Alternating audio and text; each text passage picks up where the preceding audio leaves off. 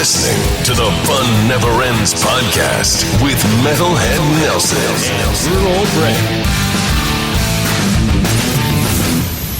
Hey, welcome to the Fun Never Ends podcast. I'm your Metalhead Nelson, and with me is my co-host Brutal Brett on this Black Friday. How you doing, Brutal Brett? How was your Thanksgiving? I am blackened on this Black Friday. I should have played some Steely Dan and some black metal too, huh? Their song Black Friday. Freezing moons abound in this winter that comes as cold as ever. What he said. But no, I'm doing pretty well. I'm definitely, for my namesake being Brutal Brett, I've been listening to stuff that is very much not that. I've been on a very popping kick, but we'll get into that later. How about you? I know that you're going to do some helping with Black Friday with all the deals and steals. Well, yeah, I'm going to do a little Uber Eats run and deliver some packages. Let's see how that goes later. So, let's see. But I'm doing good. Good. I'm praying for you on that. It's wild out there lately. Yeah, I'm just going to see how far it is. Usually they'll tell you, like, oh, what distance you're going. If it's not up to par, I'm not taking that. Decline. Make sure it's a good tip. I want you. It's a hit or miss, dude. Because sometimes, okay, with these ones, the Walmart ones, expected tip. Everyone's are expected tip. They give you that, but it's expected tip. So it's not guaranteed. It's only up to the people. If they tip, then you're good. If you don't tip, then, screwed. That was my question. It's because most people are cheap asses who see, I'm already paying for the service. Why would I be expected to tip too? Which is, man, I'm shaking my head right now, listeners. A lot of people don't really tip anymore, and which is sad. But that's how these drivers make their money that go to them, because a portion of whatever you guys or like check out, we get a portion, and whoever else gets the other portion. There's a whole thing on TikTok of Gen Z is actually the generation that does tip, but they're not the ones who use these services, but they do tip apparently. Yeah. Because they were growing up, they understand the struggle, if that makes sense, which crazy. These young kids are learning generosity somehow. Which is good. There is hope. Hope, I say. Hope. In all the craziness of being born online, I guess these kids are learning, some good things. Yeah, drop a tip. 20% only. 20. For those reasons, I'm out. More or less. So, let's see. We got a lot to talk about, actually. Very much so. Just before I kick this off, it was a sad week, actually, to learning of the passing of Jason David Frank, who played Tommy Oliver from Mighty Morphin Power Rangers. He was the White Ranger, Green Ranger. He started with the Green Ranger, went to White, and then he went to Red Zeo, Red Turbo, and then he went on to one other one, which I don't remember. He was a Black Ranger, and I think it's like a Dino Thunder, but yeah, it's a sad one, because he was actually from West Covina. He was not West Covina. He grew up in Covina, really? And he was born in Covina. He went to Bonita High in Laverne, so he's local around these parts, but passed on in Texas. Rest in peace, Jason David Frank. Thank you for all the mememories. Rest in peace. Yeah. We'll continue to create a Zorg in his honor. Oh yeah, just like stack every single one, part. I don't even know if that'll work. I'll be the Tyrannosaurus Rex. You could be the Rhino, or other way around. There's a Rhino. Start playing Tetris. Side note: when I was a kid, I used to think clouds were actually putty men. Putty. So, man, this as of right now, let's kickstart into wrestling. So, oh yeah, my favorite news from the AEW. So I'll let you be the announcer of it. Okay, so if you guys watch AEW, you know Jon Moxley is in the Blackpool Combat Club, which features Jon Moxley, Bryan Danielson, Claudio Castagnoli, and Wheeler Yuta, along with William Regal. Regal betrayed Moxley and pretty much gave the brass knuckles to MJF, and he knocked Moxley in the face with it. Pinfall 1, 2, 3. And now we have the new AEW champion, MJF. So it's nice to see that they finally passed that on to him, but I thought Moxley was going to get his vacation finally, because due to that whole squandrel with the Elite and CM Punk, he had to step in and pretty much carry the company. But he came back on Dynamite looking for Regal. he told Regal, you better get out. I'm giving you a chance to leave and never come back. So we'll see how that goes. Did you watch the pay-per-view or just No, just like highlights. Yeah. Same here. I just went on the Instagram and I'm like, oh, cool. And then just look it up. The portrait picture of the announcement of MJF as champion, it was spot on spectacular. He deserves it. And after so long and after all the contract deals, 100% agree. It's funny that he stays in character. He portrays that character so well, and you look at all of his interviews, not one is he out of character. Even when he meets fans. Exactly. He meets fans, he's still in character. He's never out of character, which is insane. I mean, Chris Jericho did that at one point. He stuck to his character, even outside, and yeah. It's funny because I've seen another person who was in the pay-per-view, Danhausen, in quote-unquote human form. So it's funny that there's someone who just doesn't break character. To see him be nice and not sarcastic would, like, break me. Oh, so I've also seen Danhausen, like, all with no makeup and out of character. I've seen that whole interview. It was a Chris Van Vliet interview, and it was pretty cool seeing him without the makeup and everything. And I think there was one where he's talking to Conan O'Brien, and he's like, "Oh, you were the inspiration for this character." But if MJF ever break character, it would break my brain because I'm just like, what? How is he nice? Yeah. So I don't know. It wouldn't make sense. It's like saying if The Rock and Stone Cold were still in character outside of the ring, and they stuck to their guns on their character. But they don't. If you can we still smell what The Rock is cooking? I don't know. It sounds like the bottom line to me. So yeah, that's about as wrestling news as it gets. Looks like WWE's gonna release a Logan Paul action figure. Yeah, and that whole thing at Crown Jewel, I seen an article that during that match between Roman Reigns and Logan Paul, that when the camera came up to pan up to Roman and Logan from the side of the ring, he's mouthing, "Bring on KSI and that one other guy." And that would be interesting to see KSI and Roman square off with another YouTuber. As much as I have been a hater of Logan Paul and Jake Paul, especially from their YouTube days, I feel like as a fighter, he's definitely deserved recognition.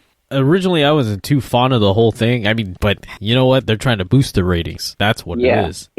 I can't deny that they actually have a passion for what they do. And I think you can put a person's past stuff behind them when they're pursuing something for a good cause. Yeah, definitely. So, but as for anything else in the wrestling world, nothing really comes to mind. So I think we're all gearing up for the end of the year, so it's always going to, by January or end of December, we're going to have crazy news. Well, Survivor Series, or War Games, is actually tomorrow night. So if you have Peacock, you can watch it. I think Peacock is now Roku TV, so I'll see about that. Is it? Yeah. Because I have it on the app, and I was able to score a pretty good... They gave me a pretty good deal. It's like, a whole year for only $20. I jumped on that shit. I'm going to confirm this after the fact, and I will let you know. Off air. Yeah.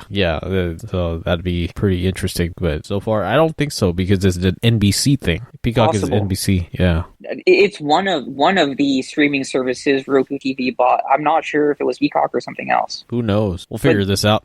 Yeah, it's the reason why there's been so much more added to that channel, and it's become kind of like a live TV station as well, and why they had the Daniel Radcliffe Weird Al movie. I saw that movie. I thought it was pretty cool.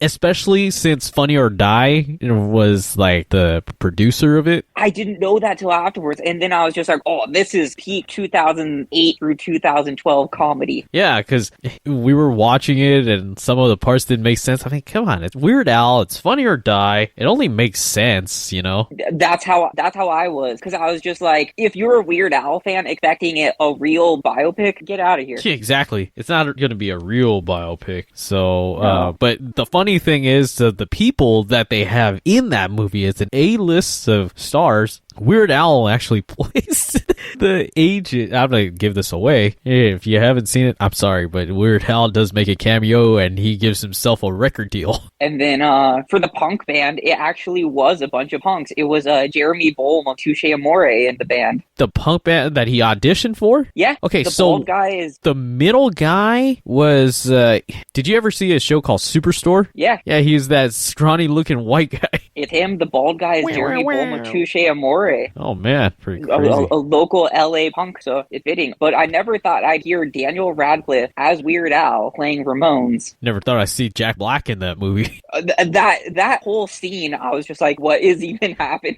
Exactly. This is too much to take in. Wolfman Jack here. He did that part well, actually. It was either him or I thought it was going to be Danny McBride to play a part like that. I could see Daniel McBride because he's already got the sideburns and everything, but he'd be more of a dick than anything. Yep. So if you're going comedy, you want Jack Black. Well, I mean, not that Danny McBride doesn't make a good one. Just so you grew up listening to Weird Al as well. I feel like there's such a select niche of people who grow up listening to Weird Al's parodies, and like I can name at least 25 Weird Al songs off the bat, unfortunately or not.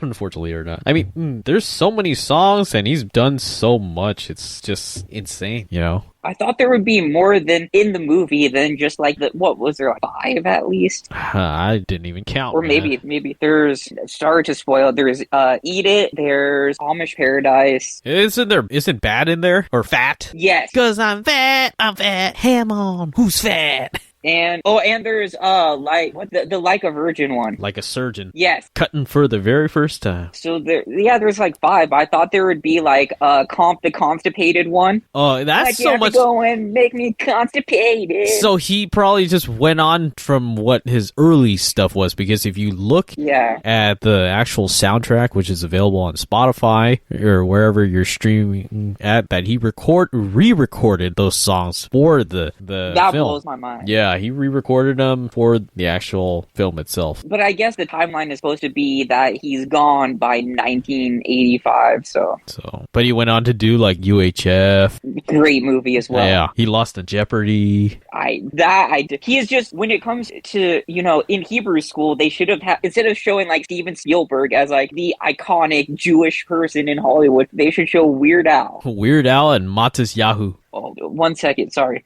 Yeah. It's because I still have my alarms and stuff set for working today. Got it. At 12:30? No, what is it, telling you to go to lunch?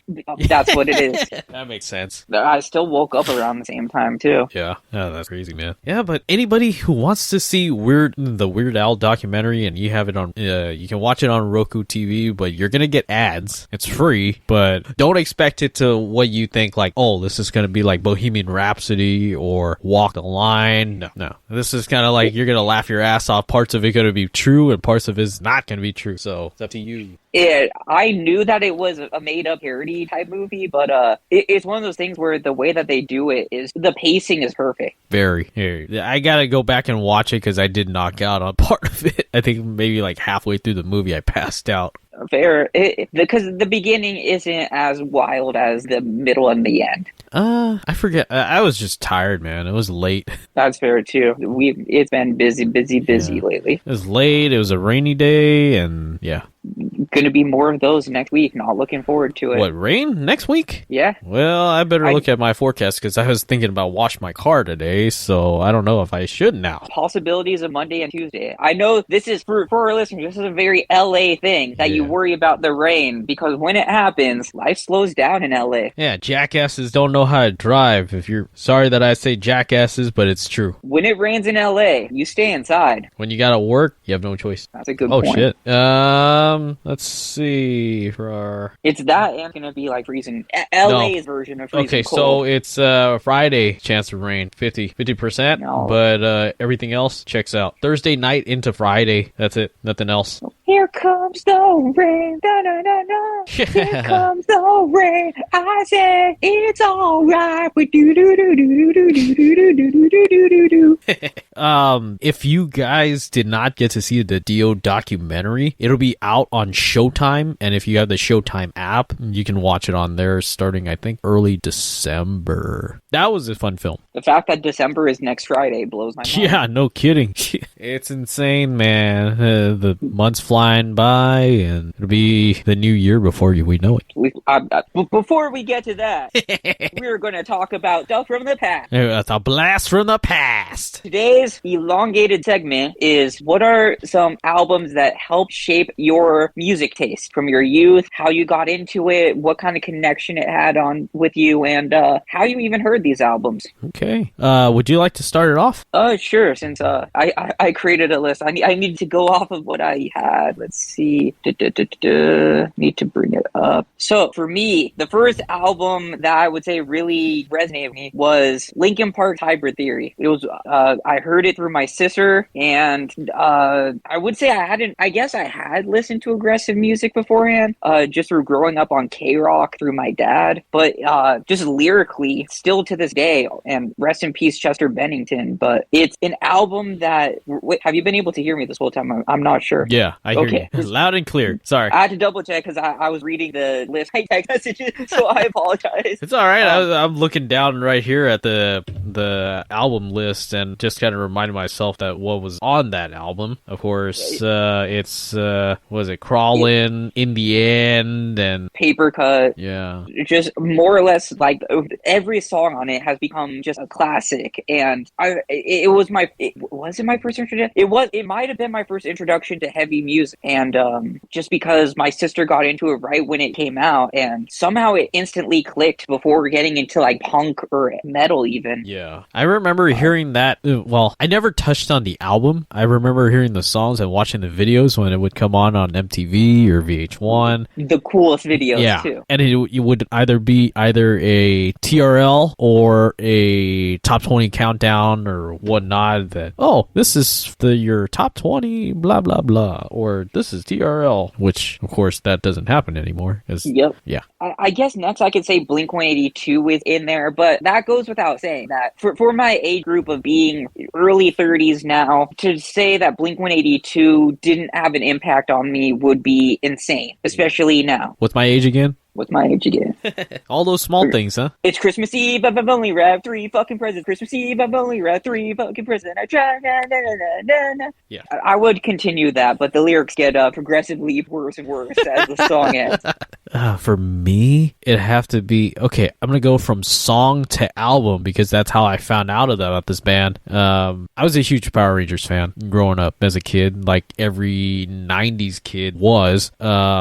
I can attest to that. Yeah. I fully. Mighty Morphin Power Rangers came out with the movie, and my cousin took me to Blockbuster Music, and I picked up the soundtrack on CD. I think it was can't remember if it was track 7 or track 8 of that CD was Dreams by Van Halen, coming off the 5150 album. This is blowing my mind. I knew that there was a bunch of power metal on it, but it's Van Halen. And there's not a lot of power metal. There's none at all. I mean, Red Hot Chili Peppers did Higher Ground on that album. It was like track 3. Everything else was kind of like, There was a redid of Kung Fu Fighting. It was kind of but I guess I'm thinking of how the theme song is very power metal. Oh, yeah. That one we'll get into in a little bit because it features a couple. It was, well, we'll get into that right now. But yeah, Dreams by Van Halen was on that album. But if you watch the movie towards the end, like when the movie starts to go out and the fireworks are going, that's the song that's playing into the credits until it comes on that little scene where Goldar and the whole thing at the end. But yeah, from that point, I dug into Van Halen until I got into the 5150 record, listened to that whole thing beginning to end. I can still listen to it to this day, beginning to end. So yeah, that's my take.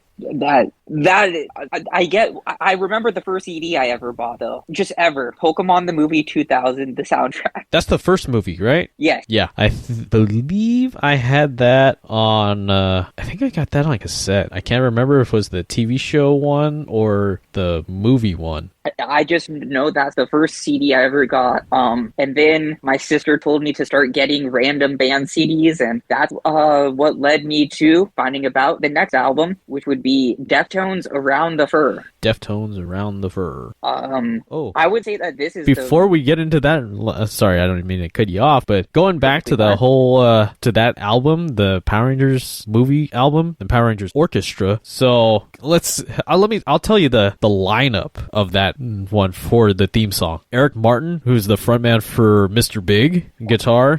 Tim Pierce on bass. John Pierce, I'm sorry, of Pablo Cruz. Kim Bullard on keys, and Matt Sorum from GNR on drums. Insanity. Yeah, so there you have it. That's why it sounds how it sounds on the movie. Not the TV, but the movie. So I want to know who... I'm going to listen to the theme song after this. Go, go, Power Rangers! Yeah.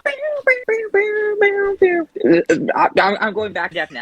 I'm sorry about that. That song has to be... That and VR Iconic. Rangers. Which was, VR Troopers, oh man. That's another topic. That could be another episode. The fact of theme songs and their power over us. Oh yeah. We'll go next episode. We'll talk theme songs of TV, movies, and we'll shoot the shit. Because anime as well. You can't anime the Dragon Ball Z theme song. I'll have to look. There's some anime ones that I would touch upon, but not all, depending on theme.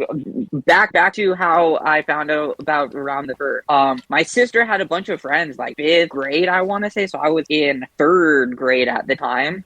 For the record, I went to my first show when I was in 5th grade. Yeah. Which was Newfound Glory, Good Charlotte, MXPX, and the Movie Life. So I started going to shows early at 11 years old. Probably too early to start going to punk shows and everything, but here I am. A lifetime of bad decisions afterwards later. But her playing Around the Fur in the car, I was just like, what the hell is this? Once I heard My Own Summer, just that, yeah, that opening riff, that kicked it off for you. Just that, the somber singing of Chino Marino, and then him being like, shove it, and me being like, what the fuck? What is he doing? Oh man, yeah, I got into Deftones for a bit. I mean, just one album, and that was it. You said it was self-titled, right? Yeah, 2003. That one, it has all the bangers as well. Around the Fur, that and White Pony was just like a streak that I still think can't be fucked with. I'm shaking my head because I'm just like, I can listen to those interchangeably, and the variation on it is just... That's all I have to say. Deftones, for anyone listening, they most likely know Deftones and respect them. It's hard not to within the alternative music realm now. Oh yeah, definitely. Let's see. For me, the next one... For me, it was like always listening to compilations, because I never really got my hands on like an album when I was growing up until later, when I go back to when I go to like Tower or FYE, and I start buying like new, or if I'm at FYE, I'll buy used CDs. Buy like 5 and get the 4th one like free or something, or half off. So that's where I go in for my albums. I still buy albums. I'll still buy a CD here and there, but more so everything was compilation. Like the first time I heard Kiss, I had bought a compilation. It was the very best of Kiss, and ever since then it hooked me, and I'm like, I gotta go to the next album. I gotta go find out more about these albums and where which one it came from, and I'm like, holy shit. Which song do you remember being the one that really drew you in? Strutter was the first one that I heard. I mean, like that and Detroit Rock City. I remember watching the movie Detroit Rock City, and I was like, holy fuck. High school friends got me into them, and I'm like, okay. The riff on Strutter alone, I fully understand that.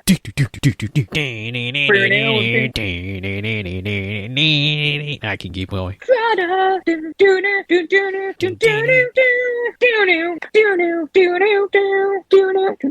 See, that's my thing. My dad wasn't really into classic rock or anything. He was always more like Elton John or like Queen. So me getting into rock was just through my sister, and it was the heavier stuff. And that's why me finding about bands like Kiss and Led Zeppelin, me actually appreciating it, was like high school, which is insane to say. Oh yeah, definitely. And for those of you who think Elton John, if you guys have Disney Plus, that last Dodger Stadium concert is still there for replay. I highly recommend that as well. I love Elton John still. That's one thing my dad got me into that I'm just like, all right, that he is a mastermind. If y'all, since that was his farewell and you guys don't get to see Elton John anymore, you want to see the best tribute out there, go see my friend Kenny Metcalf. Kenny Metcalf as Elton John. Great show. Look him up on YouTube. Kenny does a great job as Elton. Do they do I'm Still Standing? They do everything. All the classics. Because I'm Still Standing is by far my favorite Elton song. Oh, yeah. I'm still standing better than I have been. I'm pretty sure they do that. All right, I'll go on to my next one now. Sorry about that. It would be Let's Go by Rancid. It's one of the first punk albums I ever bought. And when it had me discover what nihilism is through the song titled Nihilism. Nihilism? What the hell is nihilism? Please explain. I don't know if you're being satirical or... Oh, no, I'm being serious. Oh, nihilism is just pretty much a Nietzschean philosophy that pretty much is just like nothing matters because death is inevitable. So it's someone who just doesn't believe that there's consequences really, or just like doesn't really have that much sense of empathy or caring because it's just like nothing matters in the end. I get that. And it's a very punk feeling, especially, this was a 94 album for Rancid, but it has Radio on it, which is one of my favorite songs. Once I got, I'm gonna go and look and see. Let's see. Just because I would play it nonstop once I heard it. It has Nihilism, Radio, Let's Go, which is the ballad of Jimmy and Johnny. That's Ghetto Box, Solidarity, 7 Years Down. It truly still holds up this day. Yeah, that's cool. That's a good choice. So for me, another one. Going back to compilations, I don't think there was a compilation for this one, but I remember listening on the radio and hearing I'm a big Rush fan. Tom Sawyer, Subdivisions, Free Will, Time Stands Still, Closer to the Heart. I mean, I went to see, I think I most likely picked up the live albums. I mean, I love live albums. My first Kiss record was Kiss Alive, the live album. When it was after the compilation, but with Rush, it was get the live album, see how they sound. They kick ass live, and I got to see them 3 times, and they blew my mind. So I went and I bought the albums. So they still sit in my box. I mean, these guys, they got me through a lot of stuff. Same with Kiss, but then not as I had to put Kiss away and listen to Rush the whole time. I'm like, oh man, they got me to some rough times. Some Rush times, you could say. They rushed me through it. Since you're bringing up bands with an emotional connection, I'll talk about my next one, which I don't know if it's an emotional connection, but it definitely helped form the type of lifestyle that I have. That would be Throwdown's You Don't Have to Be Blood to Be Family. My sister, she told me, oh yeah, I will pay you back if you use your allowance money, which was $15, to go to Tower Records, get the CD for me, and I will, forward it for you the next time. I go to Tower Records, it's across the street at the Sherman Oaks Galleria. This was early 2002 or 2003. I put it in, and they're just like, this is for all the straight edge kids. And I hear Unite as the opening song on You Don't Have to Be Blood to Be Family, the first hardcore song I ever hear. I hated it. I was just like, what the fuck? Because just unite the masses. And then the next song is Trust, and it's just full hardcore in the vein of, this was when they had Keith Varney on vocals, who had switched to guitar and is now in 18 Vision. That's another story, but I fucking hated hardcore at first. I thought that it was just noise. You're like, to hell with this, and then, ooh, never mind. After a week or two of listening to it, I started to understand how, what they were saying, what they were screaming. And I was just like, what's this straight edge thing? Throwdown is the reason that I'm straight edge. And just that record alone, and, looking up, videos in the early days, since they're an Orange County band, having that connection and just the whole Orange County scene in general, all being straight edge and being, so close, it showed me hardcore, it showed me straight edge, and eventually led to why I'm vegan later down the line. Right on. Cool. Going to another album another band, I should say, that has that emotional connection with as well. It helped me get through a lot of shit. This be another one. REO Speedwagon. One of the first bands that I saw outside. Okay, they were my first concert concert out of state. My first 2 concerts were Heart, Grand Funk with Heart, and then my second concert was Grand Funk and the Doobie Brothers. These were all LA County Fair 07. And I go to Star of the Desert Arena at Buffalo Bills over at Prim, and my late friend takes me to go see REO Speedwagon. Oh man, I was hooked. And then the next day, when we got back from Vegas, I went to Tower and I picked up the live album. Live albums are something that I got into after the fact. I think it was after getting into metal and hardcore, realizing that the live performances does it more justice than how it is, professionally recorded. It's the energy. You pick up on the energy. Yeah, it's a nice way to say it's a souvenir to take home, especially if you can't go see the band. You can throw in a live album and you feel that energy from the band and the crowd. So if a band can't do it live, see it. Live Undead by or Live Undead, however you want to pronounce it, by Slayer. One of the only things I listen to by them still. Great album, very great live album. It's that and Live Shit Binge and Purge by Metallica. Oh, dude, I have that. My late neighbor had gave me that box set with, I believe it was CDs and cassettes. It was both, yeah. It was like a whole box, and I still have it in my closet. I mean, this thing was like, oh yeah. The way that they sound on it is just it gives me goosebumps when I hear the opening for Blackened before it, like that little clip that they have. Yeah. It's also on streaming, right? The amount of times I watch it while I'm working. Oh man, so that's really cool. But I was gonna say REO Speedwagon. I was watching the anime JoJo's Bizarre Adventure, and every villain and everything that they have is based off of a rock band. Mm-hmm. So they have the main character, Jonathan Joestar. His best friend is Robert E. Speedwagon. Yeah. REO. Yep. Oh, and then they had the Hamon monk is Ton Petty.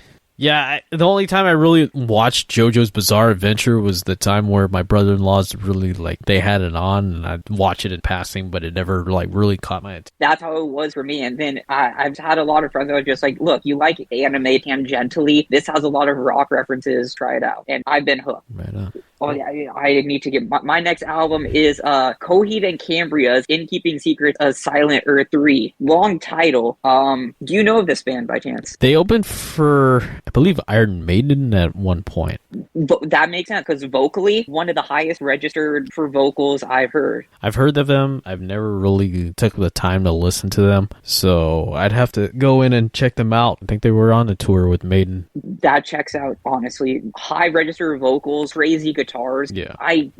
It would be one of the first bands that showed me quote unquote post-hardcore or quote unquote emo music. And in 7th grade, all of my screen names on AOL Instant Messenger and stuff like that was a misspelling that my sister had of Silent Earth, where she misspelled the I and the L, so it was Slyant Earth instead of Silent Earth. And the rest is history. I've been using that since 7th grade as a username on certain things. Yeah, that's pretty cool, man. And I remember the days when I was deep into Metallica and I was deep into Deftones, and I would create a username with both of their names, and I was like, okay. Metallic Deftone. Metallica. Metallic Def. That sounds pretty metal. Well, I went Deftalica on that one. I like that still. What's your next one? Let's see. My next one, I'd have to go through the list, the ones that really hit, because it's hard to think about, but once you do, it's just memories start flowing back. As of right now, I'd have to say, well, when I got into Dio, that was a whole big other thing. I was like, holy shit. The first time hearing, I forget if it was, I think it was Heaven and Hell. First time I heard Heaven and Hell, I'm like, oh fuck,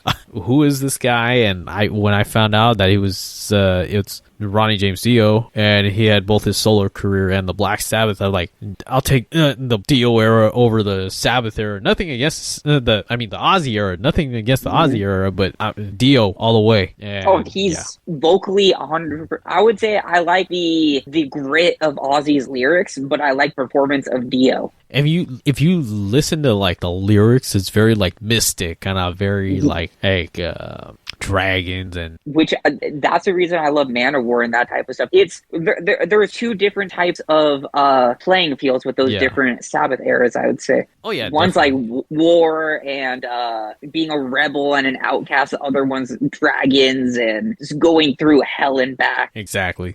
So the journey, the epic, if you will. The epic, yeah, definitely. That's like me liking it's 1 second. Go ahead. It's just because I always get this wrong.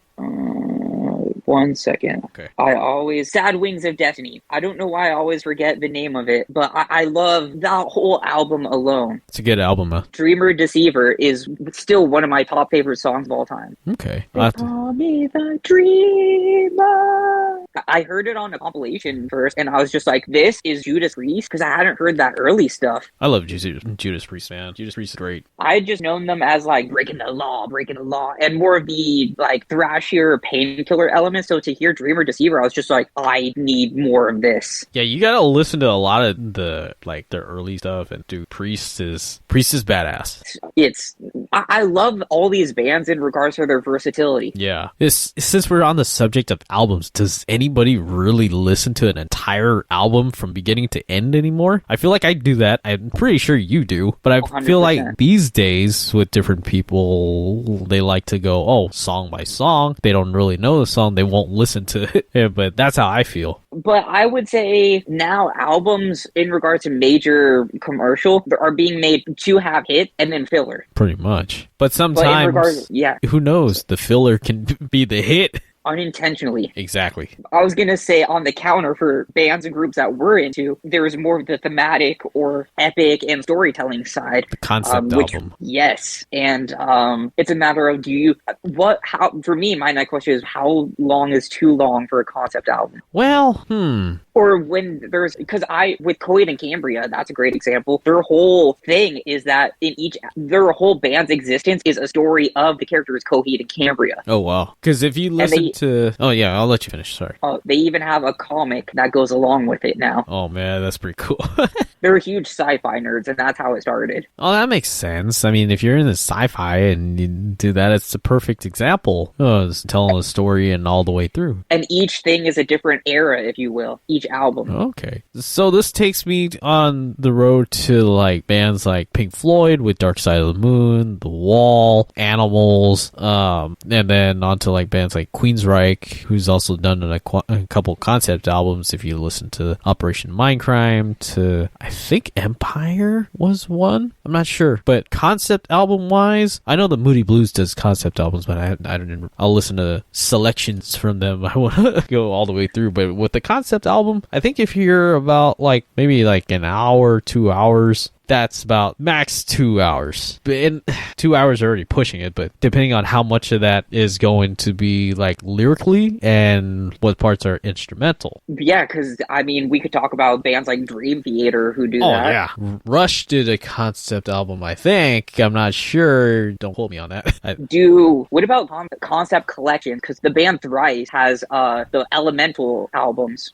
Which is Fire, Water, something else. I haven't listened to them in forever. And I would only go to Fire because it was them bringing back their more hardcore screaming elements. But that's listening to power metal. If you listen to bands like Iced Earth, Manowar. Yeah. And Dio, and they would go King Diamond. Oh yeah. Concepts. Oh yeah. Yeah, that's King Diamond, Merciful Fate. I'm pretty sure Merciful Fate too. Yeah, but in that regard, I'm just am I listening to a concept or is it just the performance of it? I guess that's a good question, is when is it concept versus when is it the performance? Good call. So I think when you're going to see a band live and they do a concept album in its entirety, depending on who it is, it'd be pretty cool to see. But then I feel certain parts of certain songs would be ooh, man, this is kind of dragging on.